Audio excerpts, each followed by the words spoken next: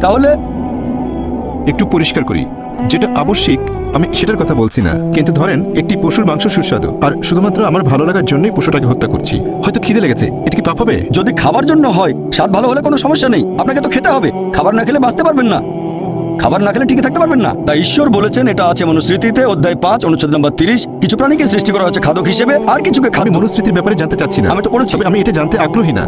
আমি জানতে চাচ্ছি আপনার মতামত কি? আমার এটা কি মতামত- সঠিক না ভুল? শুধুমাত্র খেতে সুস্বাদু বলে কোনো পশু হত্যা সঠিক কিনা? প্রাণী হত্যা করা মোটেও অপরাধ হবে না যদি করে থাকেন খাবারের জন্য। অনেক অনেক ধন্যবাদ। কেন? কারণ কোরআন অনুমতি দিয়েছে সূরা মাইদা অধ্যায় 5 আয়াত 1। মনুস্মৃতিও বলছে, আপনি হয়তো জানতে চান না, কিন্তু অন্যদের জন্য বলছি। মনুস্মৃতির এই কথাটা আমি বিশ্বাস করি, কিন্তু অন্য কথাগুলো বিশ্বাস করি না। তবে মনুস্মৃতির এই অনুচ্ছেদটা বিশ্বাস করি, অধ্যায় 5 অনুচ্ছেদ 30, সর্বশক্তিমান ঈশ্বর কিছু প্রাণীকে বানিয়েছেন খাদক আর কিছুকে খাদ্য। তাহলে যদি খাওয়ার উপযোগী কোনো প্রাণীর মাংস খান, সেটা পাপ হবে না। একইভাবে পবিত্র কোরআন বলছে কিছু প্রাণীকে সৃষ্টি করা হয়েছে খাবার জন্য। তবে হ্যাঁ, যদি নিষিদ্ধ কোনো প্রাণীর মাংস খান, তাহলে সেটা পাপ হবে।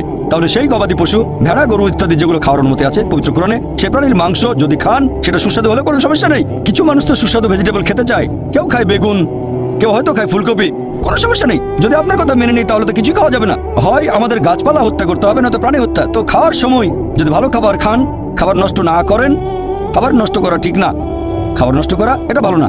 যদি হত্যা করেন খাওয়ার জন্য, বেঁচে থাকার জন্য, সেটা সুস্বাদু হলে সমস্যা নেই, অনুমতি আছে। পবিত্র গ্রন্থের কথা বলছে সূরা মাইদা অধ্যায় 5 আয়াত 1, সূরা নাহল অধ্যায় 16 আয়াত 5, এছাড়াও সূরা মুমিনুন অধ্যায় 23 আয়াত 21। আশা করি উত্তরটা পেয়েছেন।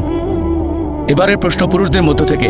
তবে 50 বছর আগে বা কয়েকশো বছর আগে আমার মনে হয় না পুরো পৃথিবী জুড়ে ইসলাম প্রচারিত হয়েছিল। ঠিক, আপনি বললেন ঈশ্বরের সাথে অন্য কাউকে শরীক করা হলো সবচেয়ে বড় পাপ। তবে একজন লোক হয়তো পৃথিবীর এক প্রান্তে জন্মেছে, সে হয়তো মানে দেবতা শিব অথবা বিষ্ণুকে অথবা যীশু খ্রিস্টকে, সে তখন মনে করে যে এটা ঈশ্বর। এখন সেও কি কোনো পাপ করছে? ভাই, খুব সুন্দর প্রশ্ন করেছেন যে পৃথিবী তো অনেক বড়, ইসলাম এসেছে মাত্র 1400 বছর আগে আপনার মতে, আর মানুষ হয়তো ইসলাম সম্পর্কে জানতো না। কারো কাছে ঈশ্বর ছিল শিব, কারো কাছে ব্রহ্মা। এখানে সমস্যা কোথায়? কেউ মানে যীশু খ্রিস্ট হলেন ঈশ্বর, সমস্যা কোথায়?